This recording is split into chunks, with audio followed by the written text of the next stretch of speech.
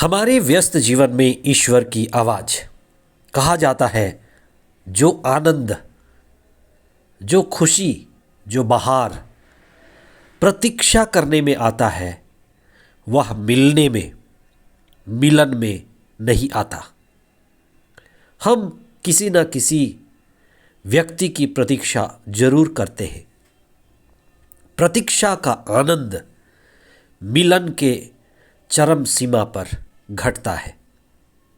आज आगमन का पहला रविवार है। आगमन एक शुभ मुहूर्त है। जब शुभ मुहूर्त घटती हो तो अच्छी चीजें घटती है। आगमन कुछ महान, कुछ बड़ा, कुछ आश्चर्यजनक घटने की एक सूचना और खबर है, जिसकी हम आगमन में तैयारी करते हैं। आज हम विशेष चिंतन करें कि हम इस आगमन के महत्व को समझ पाएं। आज हम विशेष चिंतन करें कि हम इस आगमन को व्यवहारिक बना पाएं। व्यवहारिक इसलिए कि हम उसको जी पाएं। कैसे प्रभु मिलन हो, कैसे ख्रिस्त का मिलन हो, कैसे बड़े दिन की तैयारी हो। आगमन का पहला रविवार 27 नवंबर 2022। पहला पाठ नबी ईसायास का ग्रंथ अध्याय 2 पद संख्याएं 1 से 5 तक। दूसरा पाठ रोमियो के नाम संत पौलुस का पत्र अध्याय 13 पद संख्याएं 11 से 14 तक। और संत मत्ती का सुसमाचार अध्याय 24 पद संख्याएं 37 से 44 तक। आज के सुसमाचार में ईसा के आगमन की बात का जिक्र है।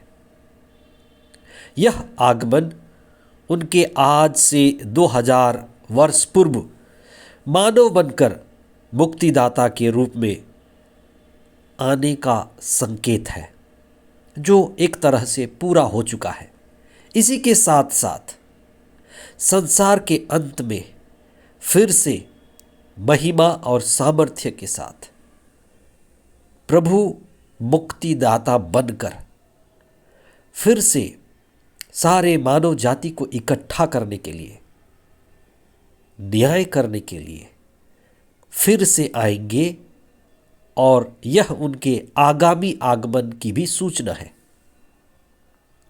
धर्मशास्त्र हमारे साथ संकेतों में बातें करते हैं। धर्म ग्रंथ की बातें सत्य हैं, अटल हैं, लेकिन सांकेतिक है। हमें उन संकेतों को समझने की जरूरत है और उन संकेतों को पवित्र आत्मा ही हमें समझाता है, जो रहस्यात्मक है। कुछ प्रकट है तो कुछ अप्रकट है।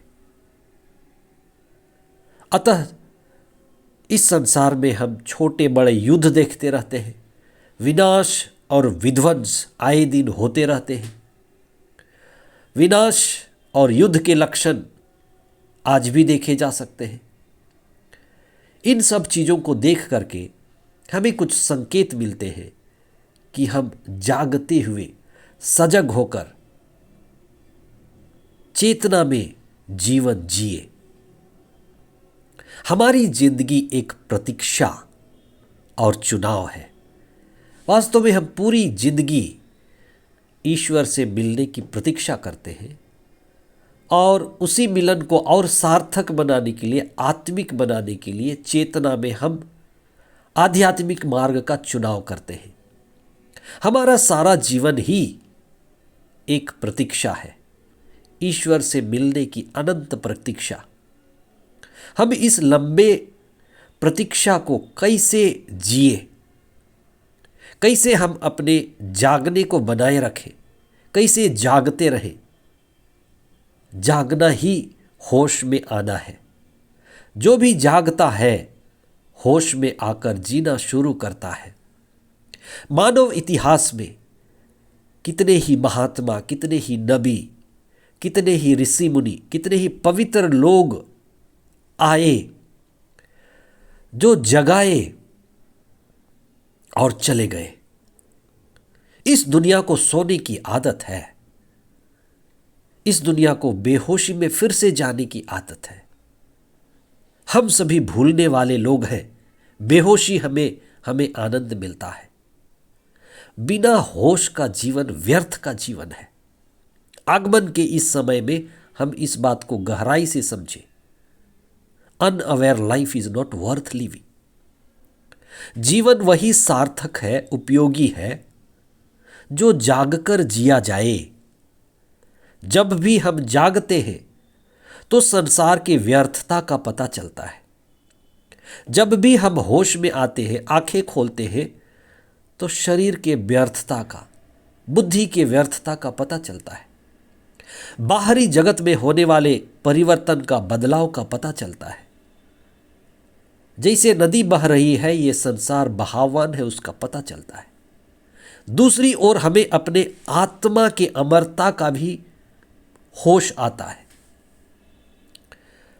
पर हम खुद को धोखा देते आ रहे हैं। हम हमेशा के लिए नहीं जागते, थोड़ी सी आंखें खोलते हैं और फिर बंद कर लेते हैं। इसलिए ये आगमन हमारे लिए महत्वपूर्ण है कि हम आंखें खोलना सीखें। हमारे जागने का अर्थ है हमारे जीवन को मुक्ति की ओर गति करना। आज के दूसरे पाठ में संत पौलुस रोमियों को पत्र लिखते हुए कहते हैं कि यह समय जागने का है। हमें यह जीवन जागने के लिए मिला है। कबीर कहा करते थे, कबीरा सुता क्या करे, जागो जपो मुरारी, एक दिन है सोना लंबी पाँव पसारी। आज जो हमें जिंदगी मिला है वो जागने के लिए मिला है। एक दिन हम मर जाएंगे और लंबी पाँव पसार करके सोते रहेंगे, पर अभी जागने का समय है। जागो। आगमन की विशेष अवधि आत्मा में जगाने के लिए हमें मिली हुई है। आज का पहला पाठ कहता है, ईसायास नबी कहते हैं कि आइए हम प्रभु के पर्वत पर चलें। सभी लोग प्रभु के पर्वत पर आएंगे, सारा संसार प्रभु के पास आएगा। यह पर्वत प्रभु की उपस्थिति का प्रतीक है। जहां प्रभु है वही उसका पर्वत है। पर्वत यानी ऊंचाई, ऊंचाई यानी चेतना। हम जितने प्रभु के पास आते हैं उतने ही चेतना में बढ़ते हैं, होश में बढ़ते हैं। प्रभु की उपस्थिति में होकर ही हम चेतना, प्रज्ञा और विवेक में बढ़ते हैं। वही हमें प्रकाशित करता है। इसी प्रकाश से हमारे जीवन में मुक्ति और आनंद आता है। आगमन का ये समय प्रभु में होने का समय है, प्रज्ञा और चेतना में बढ़ने का समय है, प्रभुमय होने का और ईश्वरमय होने का समय है। यही क्रिसमस का समय है। आइए हम प्रार्थना करें। हे सर्वशक्तिमान पिता ईश्वर, धन्यवाद देते हैं तेरे सभी कृपादानों के लिए। आगमन के इस पहले रविवार को हमें विशेष आशीष दीजिए कि हम होश में आएं, चेतना में आएं, आध्यात्मिकता की ओर कदम उठाएं, मुक्ति की दिशा में बढ़ें और जो ये अवसर आध्यात्मिक प्रगति के लिए मिला हुआ है, ईश्वरमय होने के लिए, ख्रिस्तमय होने के लिए मिला है, हम इसमें आगे बढ़ें। इस शुभ मुहूर्त में आत्मिक काम को आगे बढ़ाएं और मुक्ति के नज़दीक जाएं। हमारे अंदर की बुराइयों को उखाड़ें और जागते रहें, दूसरों को भी जगाएं। आमीन।